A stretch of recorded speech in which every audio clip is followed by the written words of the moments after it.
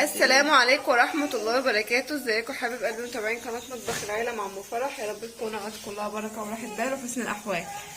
النهاردة هنعمل مع بعض الصابون من الزيت المستعمل. احنا في زمن دلوقتي ما ينفعش نرمي فيه اي حاجة، فهنستخدم الزيت المستعمل ده دلوقتي. هنعمل منه صابون للمواعين جميل جدا في غسيل الهدوم، في غسيل المواعين، بتستخدميه في حاجات كتيرة جدا. يلا بينا نعرف المقادير مع بعض عشان ما اطولش عليكم الفيديو. بس قبل ما نعرف مع بعض المكونات والمقادير، عايزين ندعي لاخواتنا فلسطين ربنا ينصرهم يا رب ان شاء الله. ماما معاكم هتقول لكم المقادير بالظبط. ربنا ينصر فلسطين وينصر غزه واهل غزه يا رب العالمين. اللهم امين يا رب. احنا دلوقتي هنعمل الصابون البلدي. الصابون احنا عملناه كام مره مع بعض، لكن كل مره بنضيف حاجه والمره التانية بنشيل حاجه والمكونات بنبقى ساعات اغيرها، لان بيبقى يجيلنا تعليقات مش عارفين كلوريكس ومش عارفين الكلام ده، فبغير حاجات وبشيل حاجات وبحط حاجات فتعملها باي طريقه. تغيير مطلوب. عشان تعرف تعملها باي طريقه وبالموجود، ومش بالدقيق، مش بعمله بالدقيق. انا هعمل النهارده 4 كيلو ونص زيت، ده الزيت المستعمل. الأربعة ونص زيت لهم 3/4 صودا، 3/4 كيلو بوتاص، لهم كيلو ونص كلور، لهم كيلو ونص زيت صابون. برضو عايزه تعمليه بالصابون السائل اللي هو زيت الصابون ده، بالصابون السائل عايزه تعمليه بيه اعملي، عايزه تعمليه بالبريل اعمليه بالبريل. المكونات بتاعتنا زي ما احنا قلنا، ال4 كيلو ونص زيت لهم كيلو ونص زيت صابون، لهم كيلو ونص كلور، لهم 3/4 صودا كاوي. طبعا كل اللي هنستعمله هنستعمل بلاستيك علشان الصودا ما تبوظش ألمونيا او حاجه. وبعد كده هنستهلك قطعه مشمع زي كده وصندوق زي كده، صندوق اللي هو بتاع المكون اللي ما قلتش عليه اللي هو الملح.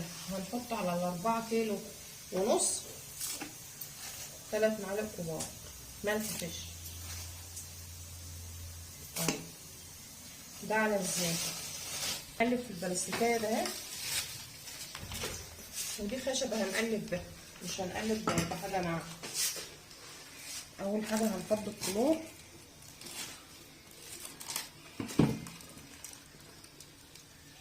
وبالراحه خالص برضو علشان الكلور والهدوم بتاعتك. هنا كيلو ونص كلور. هنحط بقى زيت الصابون،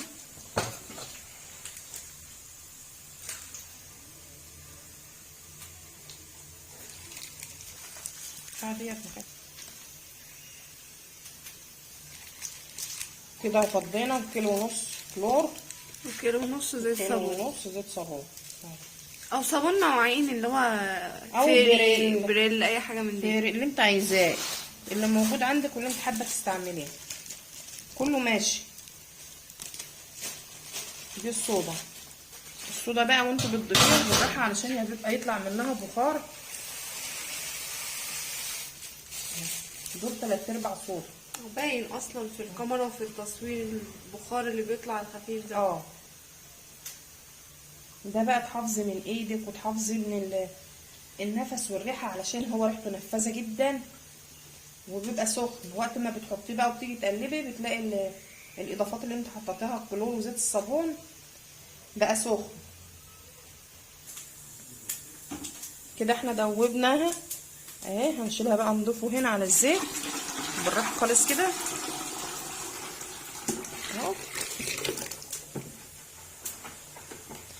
احنا كده ضفنا المكونات كلها على الزيت وهنقلب لحد ما الصابون يلف معانا. ممكن ان انت تضيفي ريحه برتقان او بالقشر عندك برتقان. قشر برتقان، عندك قشر ليمون، بتكون مجمعينه وحاطينه في الفريزر، بنضربه في الخلاط وبنعمله بعد السليه. شايفين بعد ما ضفنا الحاجه اهوت بدأ ان هو يتقل معانا. شايف اهوت، بنفضل بقى ايدينا مستمره كده في التقليب لحد ما تحسي ان هو بدأ يتقل معاكي. بنقوم بقى صبينه في الصندوق او في العلبه اللي عندك او في اي حاجه انت هتصب فيها. اهو بدأ يتقل اهوت.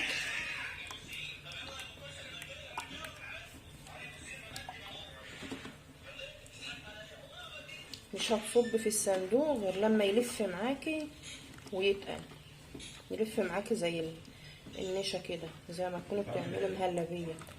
يبقى معاكي نفس القوام كده. تبداي تصبيه بقى في الصندوق اللي انت هتصب فيه، او العلبه او اي حاجه انت هتصب فيه. هو الزيت لما ضفنا له الاضافات بتاعته فتح خالص اهو. احنا بنبقى مصفيينه في الاول قبل ما نحط عليه الاضافات دي. لو في حاجه مكتله، في حاجه كده، بنصفيها. هو بيبقى غامق لانه طبعا زيت مستعمل، بيبقى مجمعاه من ورا الطبيخ في المطبخ، فبيكون غامق. عندما بتضيف الاضافات بتاعته بيفتح، والصابونه بتاعته بتبقى فاتحه. وهتشوفوه اصلا، هو شايفين اصلا هو باين لونه اصلا. هو بدأ يلف ويتقلب.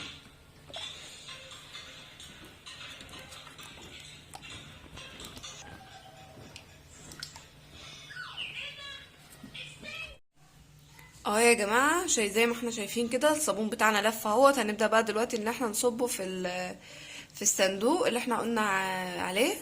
او ممكن لو عندك اي حاجه مستطيله، اي حاجه مربعه، اي حاجه مدوره اللي انت عايزاه تحبيه فضيه فيها. الصابون بتاعنا اهو يا جماعه، شايفين بعد ما نشف. احنا كده كده اصلا بنبقى مقطعينه وهو لسه طري شويه علشان يبقى سهل معانا في التقطيع ما ينشف خالص. بس بنعيد على التقطيع بس. حاسب ايدك يا استاذ. لا انا ماما شايفين؟ ماما فودي نعم يا دود. فودي.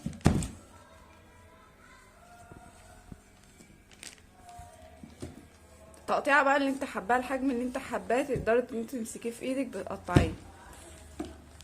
احنا بنحط خرطة الصابون تكون كبيرة، تقعد فتره على الحوض.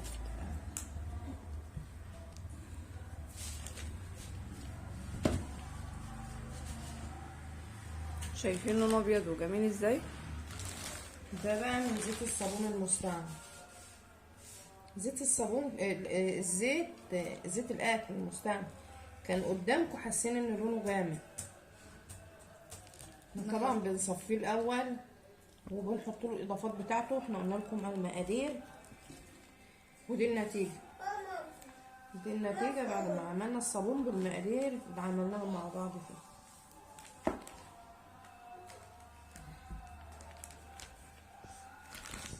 انا حطاه.